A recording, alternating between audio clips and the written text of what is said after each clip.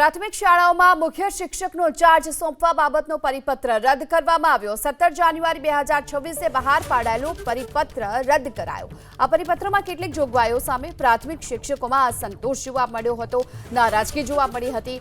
શિક્ષકોની નારાજગીને લઈને જ સંગઠનોએ સરકારમાં રજૂઆત કરી હતી।